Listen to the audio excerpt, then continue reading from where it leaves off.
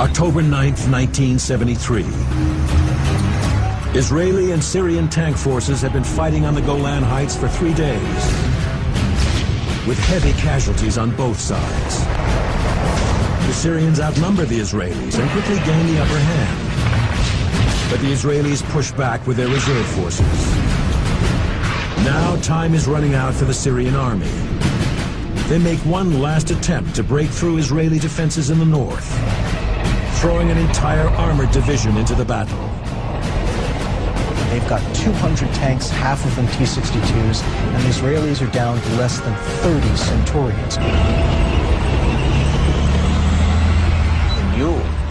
The main forces is just behind the hill.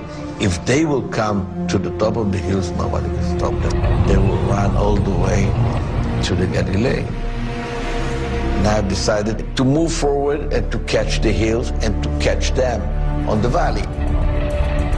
It's a desperate gambit, and the only chance the Israelis have.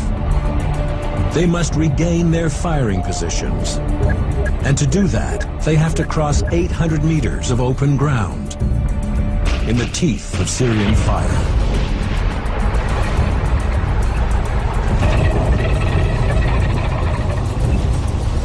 I ordered to move forward like it was written in the book.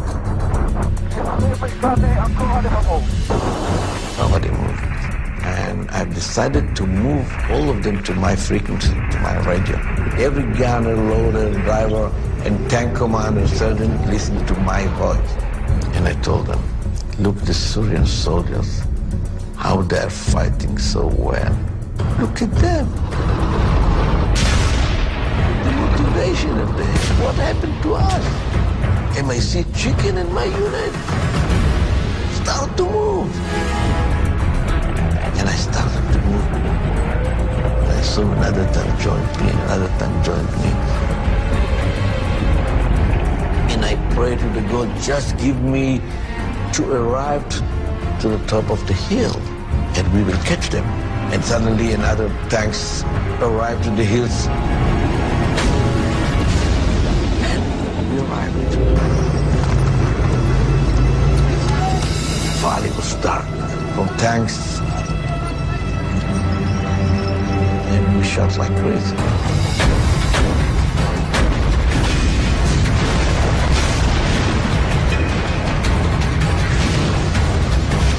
The moment that we've been on the fire position and they moved on the valley, this was easier for us to shoot all of them.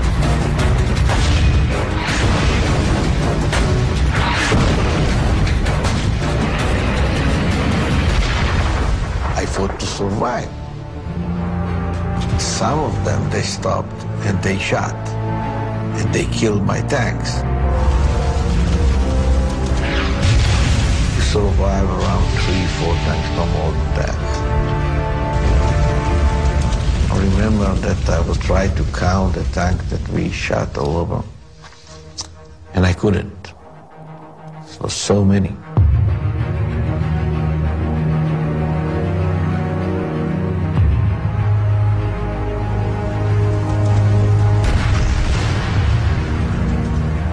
After the battle, Israeli observers counted 500 Syrian tanks destroyed in that defile.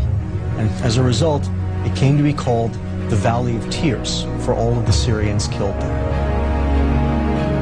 Syria's hope of retaking the Golan Heights ends in the Valley of Tears. On October 11th, the Israelis launched their own offensive into Syria. And on the 23rd, the Syrians capitulate. The battle for the Golan Heights is finally over.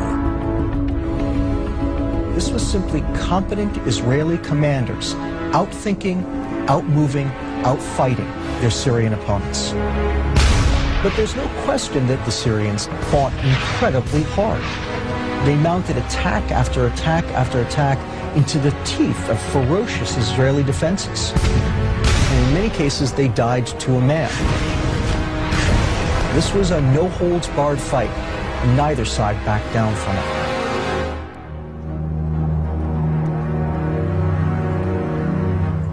The 1973 Arab-Israeli War lasts just 16 days, but those days are among the bloodiest in the history of armored warfare. The battlefields are left littered with the hulks of destroyed tanks. The Israelis lose between 400 and 500. The two Arab countries somewhere between 12 and 2,200. But the real tragedy is in the human cost on both sides.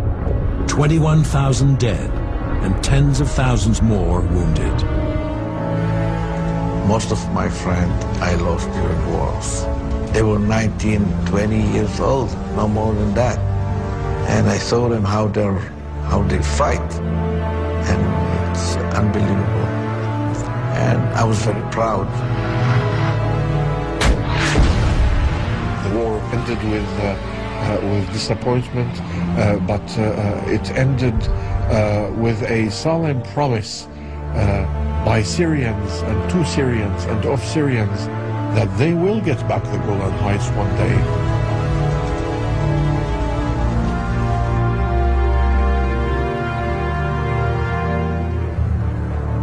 If the Golan Heights is not returned to Syria, I dare say that there will not be peace in the Middle East.